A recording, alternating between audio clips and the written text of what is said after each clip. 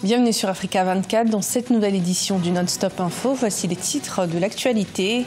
Au Congo, le processus de désarmement des rebelles dans le Poul sera bientôt lancé. En effet, l'ex-chef de la rébellion, le pasteur Ntumi, a rencontré la commission en charge du désarmement. Dans l'actualité également, en Zambie, les autorités instaurent une taxe sur les appels passés via des applications mobiles, alors que 80% de la population utilise ce système. Cette annonce ne fait pas l'unanimité. Et puis au Cameroun, un risque d'insécurité alimentaire plane sur les régions du nord-ouest et du sud-ouest. En proie à une crise depuis plusieurs mois, le gouvernement s'engage à y renforcer son assistance. Au Congo, l'ex-chef rebelle, le pasteur Ntumi, a accepté le principe de désarmement évoqué lors de la signature de l'accord de cessez-le-feu avec le gouvernement le 23 décembre dernier. Frédéric Binsamou, plus connu sous le nom de pasteur Ntumi, a reçu dans son fief du département du Poul les membres de la commission en charge de mettre en œuvre cet accord de paix. On fait le point avec Ashley Duprat et Graziella Tchakounté. Je viendrai lancer le désarmement, mais donnez-moi les moyens. Voilà ce qu'a déclaré Frédéric Binsamou, plus connu sous le nom de pasteur Ntumi, ce mardi 21 août, dans sa toute première apparition publique depuis la signature d'un accord de cessez-le-feu avec le gouvernement.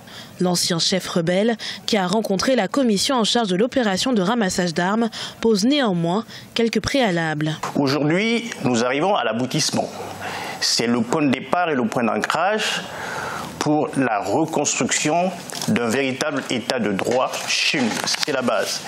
Et les populations du Poul qui ont subi les affres de cette guerre ne peuvent que se féliciter. Mais pour l'heure, l'opération de désarmement lancée le 7 août 2018 et qui concerne 7500 personnes piétine. Les ex-combattants qui ont pris les armes après la réélection en mars 2016 du président Denis Sassou Nguesso attendent en effet un appel de leur chef en personne pour adhérer au processus. Encore faudra-t-il, selon certains observateurs, qu'un dialogue inclusif soit entamé et que justice soit rendue pour un retour véritable à la paix dans la région du Poul. Je demande que dans le cadre strictement de ce conflit du Poul, au moins que les populations, pour une fois, puissent avoir la parole, puissent s'exprimer, dire ce qu'elles pensent, de façon à ce qu'elles accompagnent elles-mêmes également cette paix. Le pasteur Ntumi, de son côté, souhaite un plan d'urgence de relance économique et de développement de la région. Cette doléance trouvera-t-elle satisfaction? La balle est désormais dans le camp des autorités congolaises. Les appels passés via Facebook, WhatsApp ou encore Skype seront désormais taxés. C'est ce qu'a décidé le gouvernement zambien, officiellement pour combler les pertes enregistrées par les opérateurs de télécommunications. Mais c'est une annonce qui passe très mal auprès de la population. Des explications avec Ashley Duprat. WhatsApp, Facebook, Skype ou encore Viber, des réseaux sociaux qui permettent de passer des appels via Internet à moindre coût. Mais désormais, en Zambie, il faudra s'acquitter d'une taxe. Le gouvernement a introduit une taxe de 30 ngoué par jour pour les appels téléphoniques passés via Internet. 80% des Zambiens préfèrent en effet passer par Internet pour appeler. Une menace pour l'industrie téléphonique classique, selon les autorités. Mais seulement un mois après les déclarations du ministre de la Communication, Brian Mushimba, sur le risque de déliquescence des valeurs morales causées par les réseaux sociaux. Certains observateurs voient en cette taxe un moyen des autorités pour censurer les jeunes. WhatsApp, Facebook, enfin bref, les réseaux sociaux, c'est partout pareil en Afrique. La déliquescence de la jeunesse, ce n'est pas qu'un problème zambien. Mais la jeunesse zambienne commence à supporter de plus en plus mal le taux de chômage hyper élevé, des problèmes économiques qui deviennent contestataires, avec le mouvement syndical qui devient de plus en plus vindicatif. La réalité de l'affaire, c'est qu'on veut récupérer, on veut renflouer les finances, mais on pose aussi un acte politique, essayer de contrôler la jeunesse, essayer de juguler la contestation qui monte de plus en plus. Près de 22 millions de dollars devraient rentrer dans les caisses de l'État grâce à cette taxe. Taxe qui va non sans rappeler la très controversée taxe sur les réseaux sociaux adoptée en Ouganda en juillet 2018. Le commerce du bétail et l'agriculture au sud-est du Burkina Faso favorisent la cohésion sociale entre deux groupes ethniques, les Fulani et les Mossi. Pendant plusieurs années, ces groupes étaient en conflit en raison de différences culturelles et religieuses.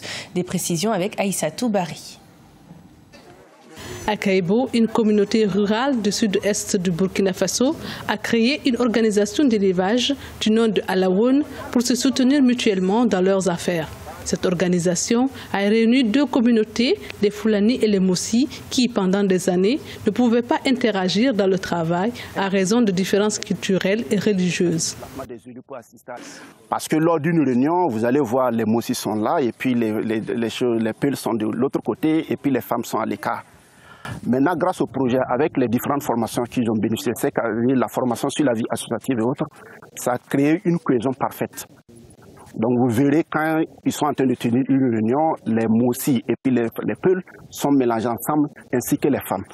Donc il n'y a plus cette ségrégation ethnique. Ici, les animaux coûtent entre 600 000 et 300 000 francs CFA.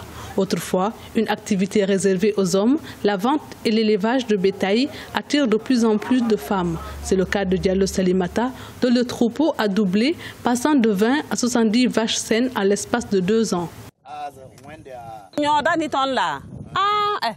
Élever du bétail pour les femmes est très bénéfique. Lorsqu'elles vendent le bétail, les revenus qu'elles tirent de la vente leur permettent de mieux gérer leurs finances. J'ai construit des abris à louer en utilisant les économies et les bénéfices de la vente de mon bétail. En 2014, l'association Alawoun a reçu une subvention d'aide de l'agence gouvernementale américaine US African Development Foundation. L'investissement a permis de dispenser une formation en soins vétérinaires, en gestion coopérative, financière et administrative. Au Nigeria, la fistule obstétricale demeure un problème de santé publique, surtout en milieu rural où les femmes accouchent très jeunes. Afin d'informer et de sensibiliser la population, des actions sont menées par la Fondation nigériane de fistule afin de dépister et de soigner les femmes. Des explications avec Cheikh Omar Bandaogo. Tout sourire, elle recouvre la santé. Mieux, elle devrait désormais vivre une vie normale sans stigmatisation.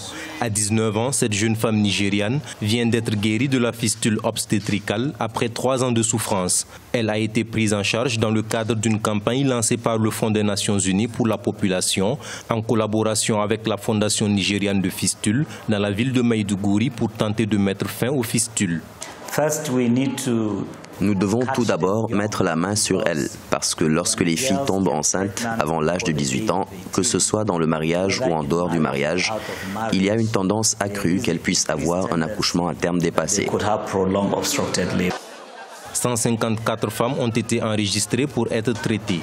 51 d'entre elles ont déjà été opérées. En plus des soins, des campagnes de sensibilisation et une éducation des hommes à ce sujet sont initiées.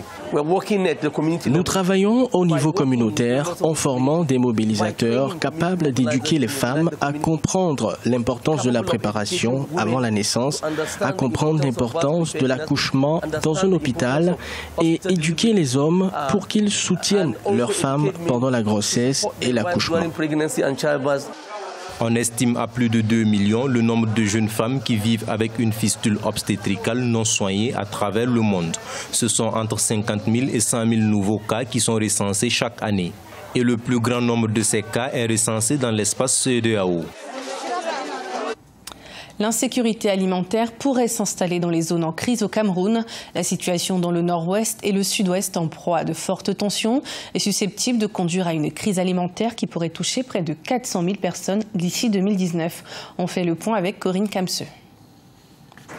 Au Cameroun, la situation alimentaire nationale demeure sous contrôle, selon André Eyebéaïssi, le ministre de l'Agriculture. Toutefois, les régions du sud-ouest, du nord-ouest et même de l'ouest pourraient connaître une insécurité alimentaire. Ceci en raison des troubles sécuritaires qui ralentissent les activités dans ces régions connues pour être de grands bassins de production agricole. Plus de 400 000 personnes pourraient manquer de nourriture entre mars et mai 2019. La situation alimentaire pourrait progressivement se dégrader dans les régions du nord-ouest, du sud-ouest et de l'ouest. Contrairement à la situation courante, si rien n'est fait, on aura à la période projetée 5 départements en phase minimale, 8 départements en phase sous pression et 8 autres en phase de crise. Dans l'urgence, le gouvernement prévoit d'accélérer l'aide humanitaire pour les populations hautes ou en crise, estimée à 231 198 personnes. En attendant un retour au calme, le gouvernement devrait également mobiliser ses propres ressources en complément des appuis des partenaires financiers et techniques. J'étais situé à la région de Babongo, pas loin du nord-ouest, où les produits agricoles de la campagne de mars restent encore au champ, non récoltés.